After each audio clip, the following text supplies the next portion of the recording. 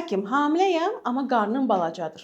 Körpə inkişaf etmir ki, sualını hamilələrdən tez-tez eşidirəm. Hamiləlikdə qarın hər qadında fərqli görünür və bu çox vaxt tamamilə normaldır. Burada bədən quruluşu böyük rol oynayır. Uzun boy, güclü qarın əzələləri olanlarda qarın gec görünə bilir. Çanaq quruluşu, belin forması, hətta duruş belə qarın balacadır düşüncəsi yarada bilər.